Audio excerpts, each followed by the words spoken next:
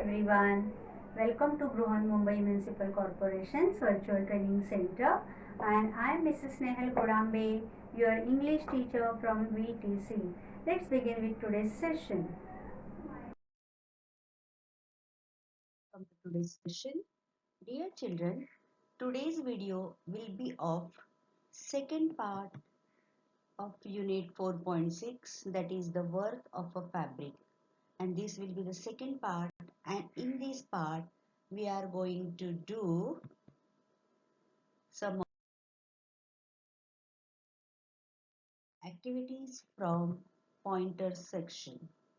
Okay, बघा आपण प्रत्येक युनिट प्रत्येक टॉपिक नंतर काय करतो, त्या टॉपिक मधलं जे काही आहे कंटेंट मटेरियल, म्हणजे एखादा पॅसेज असेल, एखादी स्टोरी असेल, एखादी पोएम आहे, ते झाल्यानंतर आपण पॉइंटर सेक्शन सारख्या महत्त्वाच्या सेक्शन मधले जे क्वेश्चन आन्सर्स असतात, त्या क्वेश्चन आन्सर्स सेक्शन मधल्या काही ऍक्टिव्हिटीज आपण करतो. काही ऍक्टिव्हिटीज मी तुम्हाला सेल्फ स्टडी साठी कशा करायच्या याचं गायडन्स करते. So today's video will be of the same. This is the 4.6, the work of a fabric. In last part or the first part of this video, we have seen a very beautiful story, right? A saint and a very rich young spoiled man, and how that man learns something from the behavior of the saint. So that was the story, and before watching this video you once again watch this video so that you will connect with this video very easily. Okay, so let's begin with this video pointers.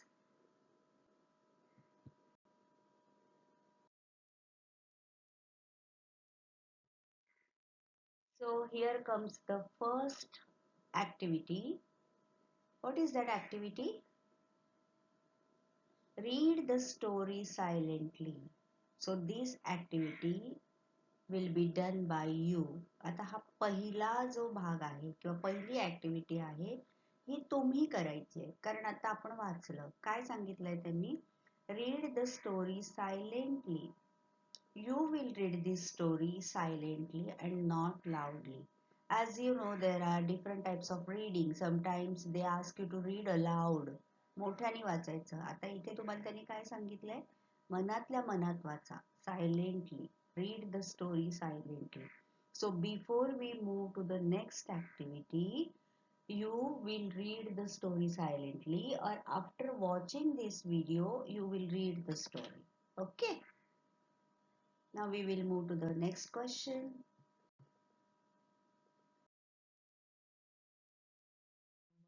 To write a short note on Thiruvalluvar using the information given in the story. What is that activity? Write a short note on Thiruvalluvar using the information given in the story.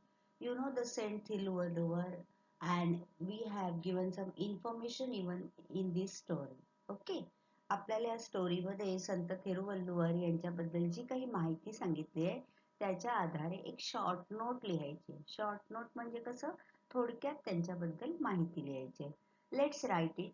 आता आपण ही story तुम्ही मागच्या भागात पाहिली आहे, ऐकली आहे, वाचली सुद्धा आहे, because I have given some passages from the story, from the book. So while watching that video, we both, you and me, have read those passages.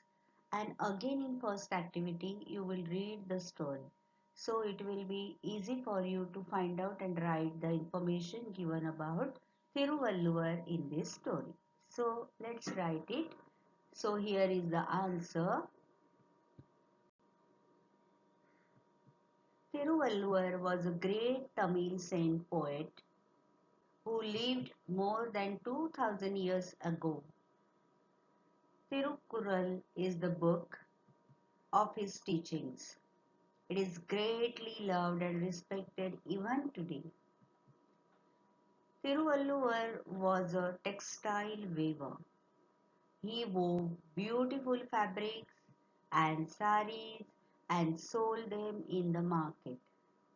People said that he never got angry never used bad words, never shouted at anyone. Even when an arrogant and rich young man destroyed his fabric just to make him angry, he did not lose his temper. He refused to take the money from him and said that the rags were not worthless. His softly spoken words opened the young man's eyes and made him give up his idleness and bad habits. So this is the information what we got after reading the story. आता इथे जे मी information लिहिली आहे ही आपल्याला संपूर्ण story मध्ये वाचल्यानंतर कळली आहे, एका ठिकाणी नाही कळली. मग जिथे जिथे आपल्याला त्यांच्याबद्दल जे जे काही समजलंय ते आपण आपल्या शब्दामध्ये इथे लिहायचा आपण प्रयत्न करायचा. ओके, तर अशा प्रकारे तिरुवल्लुवर यांच्याबद्दलच्या माहितीची आपण ही शॉर्ट नोट इथे बनवलेली आहे.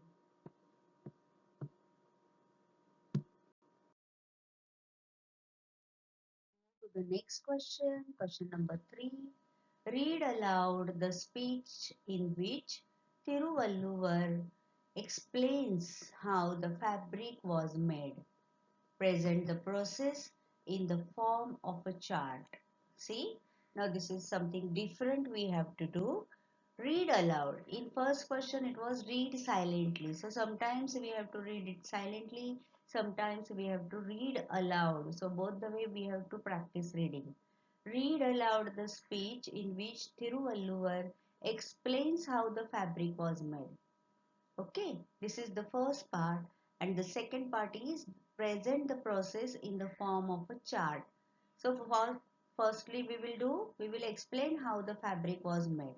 Okay, and next thing then we will present the process in the form of a chart. आता या क्वेश्चनला दोन भाग आहेत बघा. त्यांनी काय सांगितलं, read aloud the speech in which Thiruvalluvar explains how the fabric was made.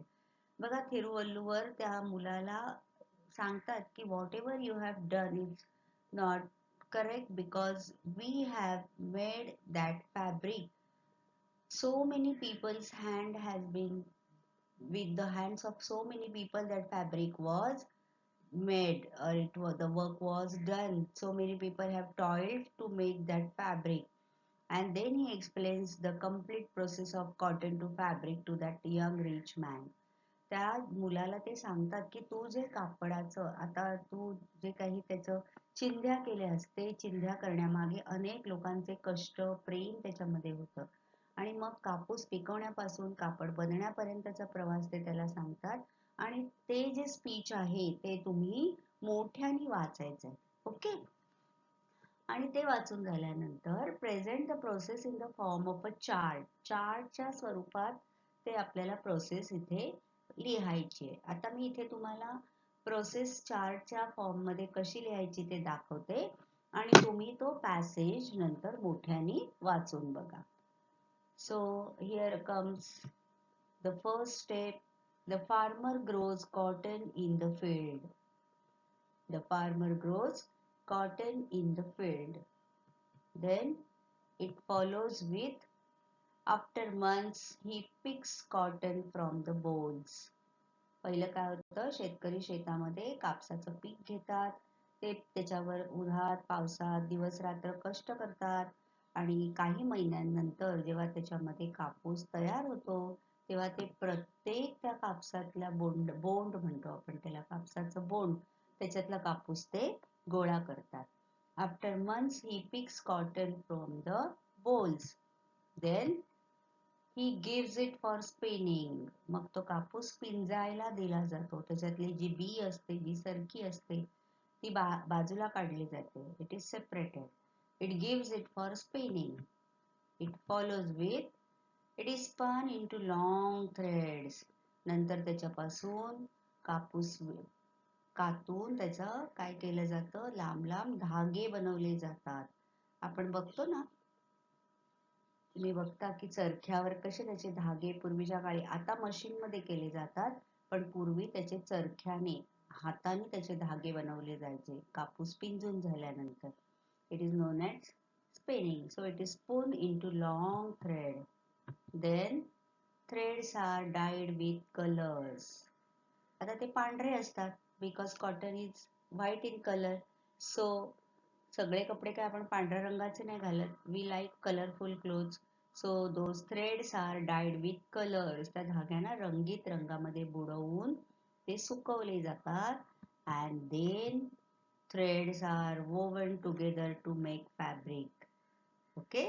आणि मग त्या रंगीत रंगीत धाग्यांचं काय केलं जातं, हातमागावर किंवा हँडलूमवर त्या काळामध्ये हाताने कापड विणलं जायचं. Now all this process is done by machines, but in those days all these things were done by hands. So the Saint Thiruvalluvar has said, so many people have toiled to make fabric from cotton. So this is the process explained by Thiruvalluvar to that young rich man. Okay. बघा हा passage आहे आणि ते आपण separate करून त्याचा कसा flow chart केलाय बघा. स्टेप वाईज आपण इथे लिहिलंय. ह्याला चार्ट म्हणतात. अशा प्रकारे कुठला पण एखादी गोष्ट बनवायची असते किंवा त्याचं तुम्हाला प्रोसेस सांगितलेली लिहायला, तर तुम्ही अशा प्रकारे मांडू शकता. वेगवेगळे चार्ट्स आहेत, आपण बघितलेत त्याचे प्रकार. तर तुम्ही व्हर्टिकली हॉरिझॉन्टली कसंही त्याचं चार्ट मध्ये तुम्ही प्रेझेंट करा, जसं तुम्हाला आवडेल तसं.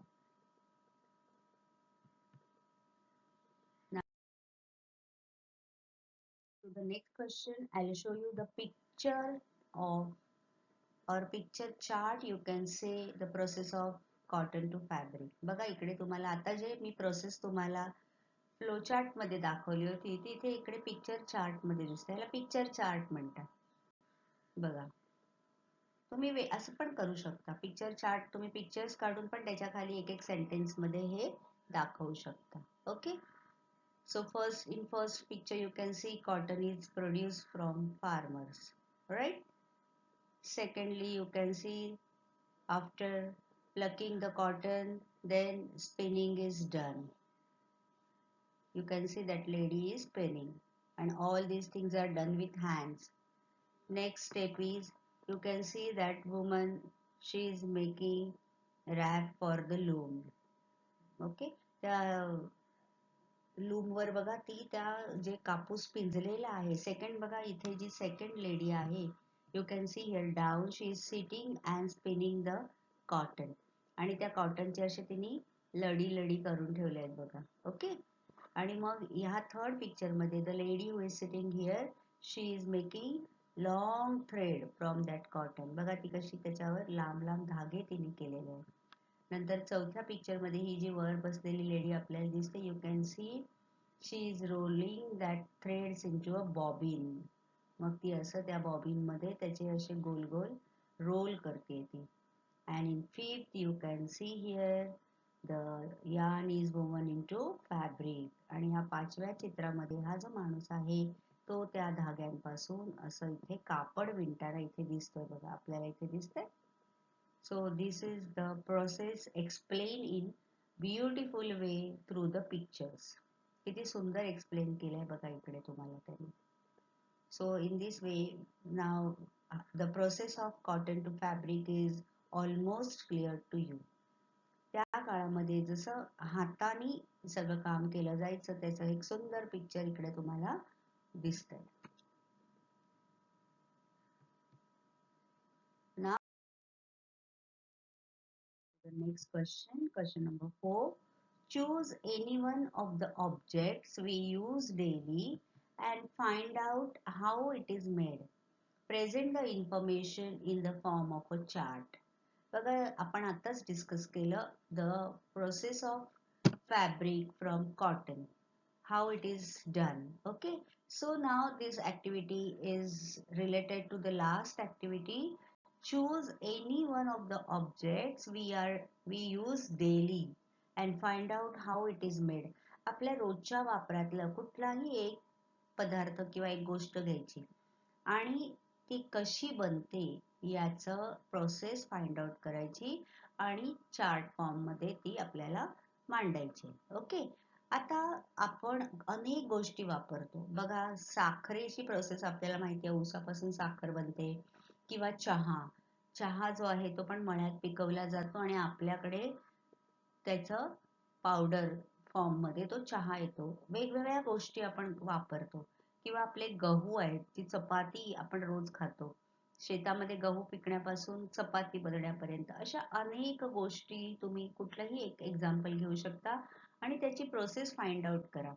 एक तर तुम्ही नेटवर सर्च करा किंवा घरात कोणातरी विचारा आणि तुम्ही ती चार्ट फॉर्म मध्ये इथे लिहायची. आता मी तुम्हाला इथे एक प्रोसेस दाखवणार आहे. The thing which I have considered here to write the in form of chart is a thing which we are using it daily. You and me, we all need it daily, and that is the paper. बघा आपल्याला सगळ्यांना तुम्हाला विद्यार्थी दशेत तुम्हाला paper ही गोष्ट खूप जास्त प्रमाणात लागते. म्हणजे आपण वह्या वापरतो, राईट? किंवा आपण पुस्तकं वाचतो. हे सगळं कशापासून बनवलेलं असतं? कागदापासून. आपल्या रोजच्या जीवनामध्ये कागदाचं महत्व अनन्यसाधारण आहे. You can't deny the importance in our daily life, right? आता बघा आपण जे करन्सी नोट्स असतात त्या कागदापासून बनवल्या जातात. वेगवेगळ्या प्रकारचे बॉक्सेस कागदापासून बनवले जातात. आता ह्या कागदापासून बनणाऱ्या काही गोष्टींची तुम्हाला मी इथे उदाहरणं दिली आहेत. पण सर्वात जवळची गोष्ट आपल्या वही आणि पुस्तक जे आपल्याला सगळ्यांना लागतं. आपल्या घरात येणारा newspaper. So all these things are made with paper. So we can't deny the importance of our paper in our daily life, right? So here I have opted for the paper and I'll present the information in the form of a chart. आता हा कागद कसा बनतो हे मी तुम्हाला इथे दाखवणार आहे, कारण कागदाचं महत्व आपल्या जीवनामध्ये अनन्यसाधारण आहे. म्हणून मी इथे कागद घेतलाय. पण तुम्ही अशा प्रकारच्या काही उदाहरणं मी दिली आहेत, त्या प्रोसेस शोधायच्या आणि त्या चार्ट मध्ये मांडायच्या. So here see, first thing is that trees are cut by the saw or machines. बघा आपल्याला माहिती आहे की आपण जो पेपर वापरतो, वह्या पुस्तकांसाठी वापरलेला जो कागद असतो हा झाडांपासून बनतो. Okay, so first step is trees are cut by the saw or machines. झाडांची मशीन किंवा करवतीने कापणी केली जाते, त्यांना कापलं जातं. Then they are cleaned and made into logs of wood. नंतर त्यांना स्वच्छ करून त्याचे ओंडके म्हणतो आपण, लॉग्स ऑफ वूड मध्ये त्यांना प्रोसेस केलं जातं. Then the logs are taken to the paper factory. Okay, हे सगळं काम झाल्यानंतर ते जे तुकडे असतात, जे ओंडके गोल गोल कापलेले असतात, ते पेपर फॅक्टरी मध्ये ट्रान्सपोर्टेशननी नेले जातात. Then logs of wood are made into tiny thin pieces. तिकडे गेल्यानंतर मशीनवर त्यांचे बारीक बारीक बारीक पातळ असे तुकडे केले जातात. आणखीन त्याचं कटिंग होतं. Then the pulp is made from them. नंतर जे बारीक बारीक तुकडे त्या लाकडाचे झालेले असतात, त्याचं काय केलं जातं? मशीन मध्ये त्याचा लगदा बनवला जातो. त्याच्यामध्ये आणखीन काही पदार्थ मिसळून some other things are mixed with that thin tiny pieces of the wood and then the pulp is made from them. त्याचा असा लगदा बनवला जातो. Then it is pressed and flattened in the heavy machines. तो जो लगदा तयार झालेला असतो तो अशा मशीन्स मध्ये काय केलं जातं? त्याला दाबलं जातं. त्याच्यामध्ये लगदा बनवताना जे काही पाणी मिसळलेलं असतं किंवा आणखीन काही जे पदार्थ मिसळलेले असतात ते बाहेर काढण्यासाठी आणि त्याला चपटा बनवण्यासाठी त्याला मशीननी खूप दाब दिला जातो. It is pressed and flattened. त्याला सपाट केलं जातं in the heavy machines. Then it is dried with appropriate heat.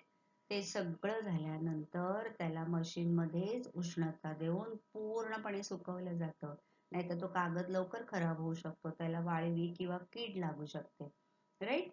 Then it is dried with appropriate heat and at last different types of paper sheets are made and sent to the market.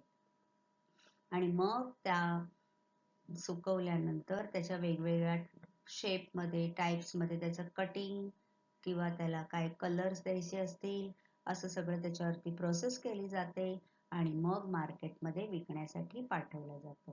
So this is the process of making paper from the trees. We will read it once again. Trees are cut by the saw or machines, which followed with the next step. They are cleaned and made into logs of wood. Then the logs are taken to the paper factory. In paper factory, the logs of wood are made into tiny thin pieces. Then the pulp is made from them. Then it is pressed and flattened in the heavy machines. Then it is dried with appropriate heat. And then different types of paper sheets are made and sent to the market. And then we buy it from the market and we use like notebooks or books, right? तर म्हणून आपल्याला नेहमी सांगितलं जातं की use paper carefully, कारण तुम्ही जितका जास्त पेपर वेस्ट कराल, आपण बघा we are tearing the pages of our notebook without thinking. तर आपण जे काही पानं टराटर फाडून टाकतो कचऱ्यामध्ये, त्या प्रत्येक पान फाडताना आता आपल्या डोळ्यासमोर एक एक झाड आलं पाहिजे.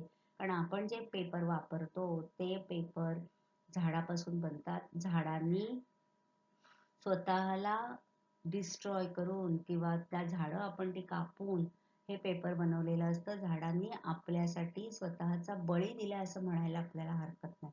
आणि म्हणून प्रत्येक पेपर वापरताना आपण आपल्याला एक एक झाड आपण डोळ्यासमोर आणायचं की त्या झाडांनी बिचाऱ्यांनी स्वतःला त्या तुमच्यासाठी आपण म्हणूया शहीद केलेला आहे. So use paper very carefully. Okay.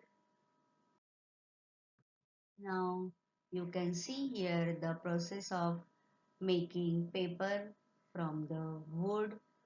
This is picture chart. आपण मगाशी तुम्हाला मी फॅब्रिक चार्ट दाखवलेला फॅब्रिकचा. आता इथे बघा पेपर कसा बनतो हा इथे पिक्चर चार्ट मध्ये एक्सप्लेन केलाय.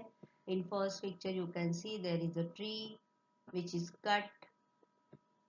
Here you can see, right? And then it is carried to the paper factory.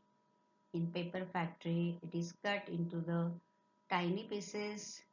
Then here you can see mechanical pulping process. अशा मोठ्या मोठ्या टाक्यांमध्ये त्याचा पल्प बनवला जातो. Then you can see here chemical pulping process. त्याच्यामध्ये अशा काही गोष्टी टाकल्या जातात की ज्याच्यामुळे कागदाला वाळवी लागत नाही. Then here you can see hydra pulper. ह्याच्यातलं पाणी काढून टाकलं जातं. जेवढं काही त्याच्यामध्ये ओलसरपणा आहे तो काढला जातो. इथे त्या प्रोसेसचं रिफायनिंग होतं. इथे स्क्रीनिंग आणि क्लिनिंग तुम्हाला दिसतंय. आणि त्याच्यानंतर तो पल्प कॅरी आउट करून तो प्रेस केला जातो मशीन मध्ये. इथे तुम्हाला दिसते बघा ही लास्ट जी आहे ती पेपर मेकिंग मशीन आहे. आणि मग ते जे त्याचं असं फ्लॅटन करून इथे त्याच्यापासून कागद बनला जातो. किती सुंदर दाखवलेलं आहे बघा. दिस इज पिक्चर चार्ट. ओके. आपण दोन प्रोसेस लिहिल्या आणि त्याचे पिक्चर फॉर्म मध्ये पण पाहिलेलं आहे. So now I hope this is clear to you की झाडांपासून ते कागदापर्यंतचा प्रवास त्याचा कसा होतो.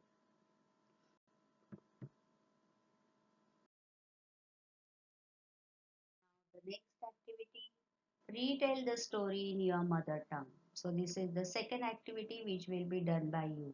एक तर पहिली ऍक्टिव्हिटी आपण बघितली read the story silently and this is the second activity which is done bye you. Retail the story in your mother tongue. आता ही जी गोष्ट आहे ती तुमच्या मातृभाषेत तुम्ही सांगायची. Okay.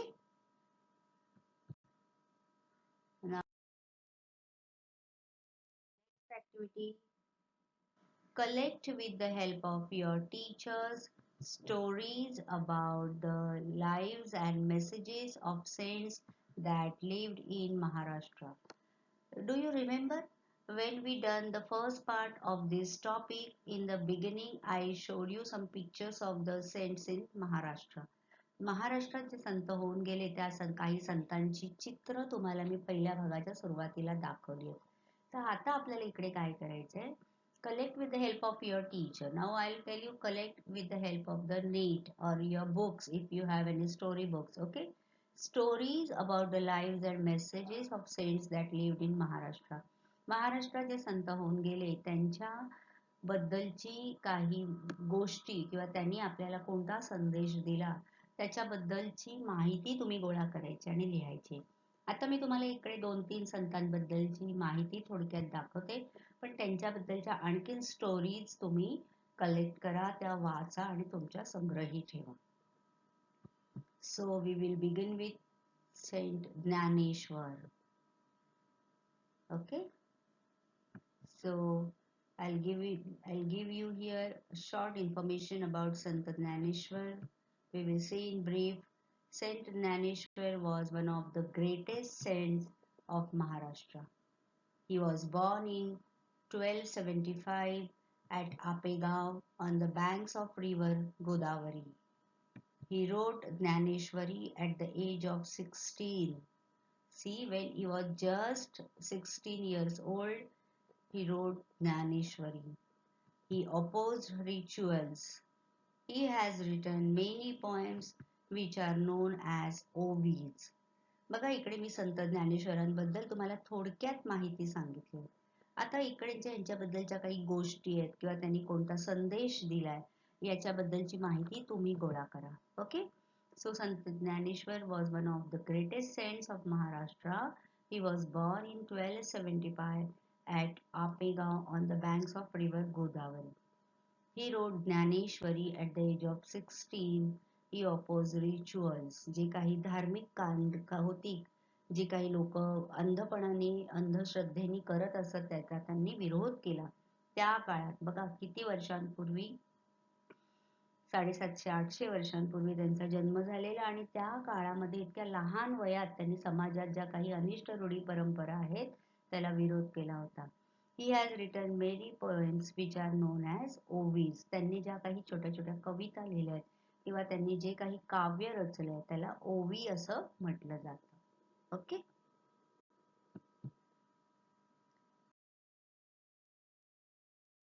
the next part of the same question we will write about Saint Tukaram. So Saint Tukaram was born in 1608 in Dehu near Pune. He always used to sing songs for Lord Vithala. He composed many poems as Abhanga. He told his followers that we should not follow superstitious. The God is in every human being. His famous book is Tukaram Gatha. Okay, so Saint Tukaram was born in 1608 in Dehu near Pune. He always used to sing songs for Lord Vithala. He composed many poems known as Abhanga. He told his followers that we should not follow superstitious. संत तुकारामांचा जन्म 1608 मध्ये देहू इथे झाला. पुण्याजवळ हे गाव आहे आणि त्यांनी विठ्ठलाचे भक्त होते. त्यांनी अनेक अभंगांची रचना केली आणि त्यांचे जे काही अनुयायी होते त्यांनी त्यांना सांगितलं की तुम्ही अंधश्रद्धेवर विश्वास ठेवू नका आणि देव हा प्रत्येक माणसामध्ये आहे. आणि त्यांची तुकारामाची गाथा हे पुस्तक खूप प्रसिद्ध आहे.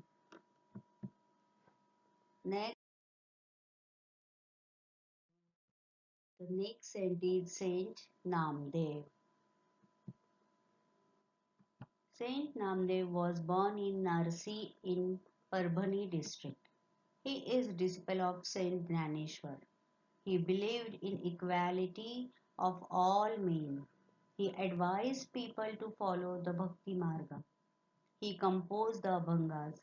Namdev Maharaj, who kept the bearers of Bhagavad Dharma, fluttering in Ganges and Sindhu region, became famous in Punjabi and Sikh society because he wrote Abhanga in Hindi language.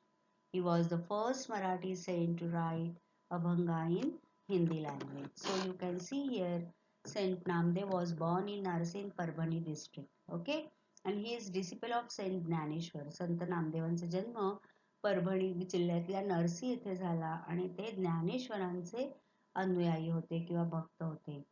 त्यांनी अनेक वेगवेगळ्या चांगल्या गोष्टींची शिकवण दिली. माणसामध्ये समानता आहे ते लोकांना सांगायचे की भक्ती मार्गावर चाला आणि त्यांनी अनेक अभंगांची रचना केली आणि संत ज्ञानेश्वर यांनी भागवत धर्माची पताका सगळीकडे फडकवण्यासाठी त्यांनी खूप प्रवास केला आणि ते पंजाबमध्ये जाऊन त्यांनी तिथे हिंदीमध्ये अभंग लिहिले आणि ते पहिले असे संत होते की ज्यांनी मराठी व्यतिरिक्त इतर भाषांमध्ये पण अभंगांची रचना केली. And next saint from this list is Saint Eknath. Saint Eknath Maharaj, considered the spiritual successor to the work of Saint Naneshwar and Saint Namdev, was a great saint from Maharashtra. Saint Eknath was known for his spiritual powers as well as his immense efforts in awakening people and safeguarding Dharma.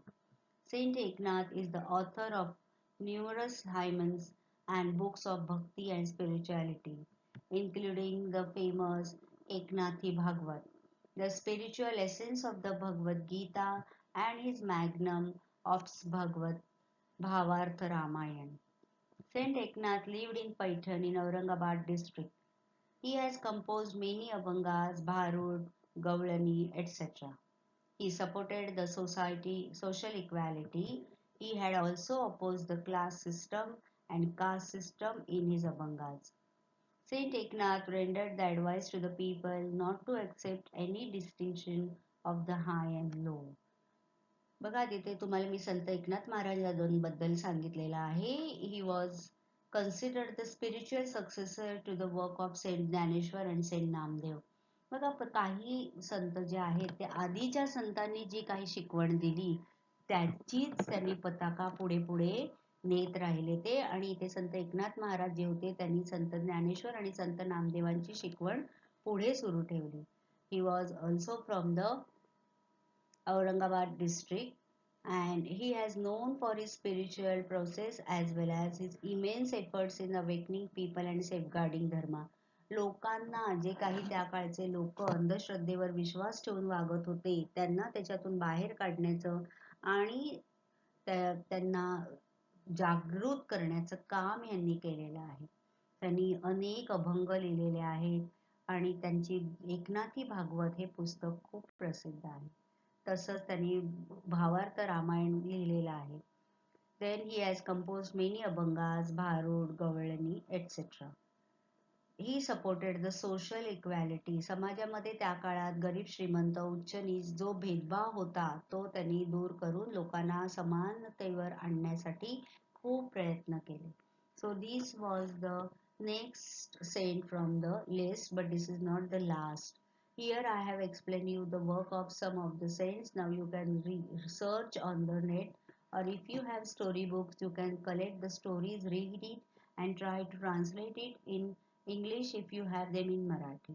Okay, so in this way we have done some of the activities from pointers section. In this video, 2 activities are there to you for do, and then you watch this video and collect more information about this saint and add it in the list. So that's all for today. See you in next video with new topic.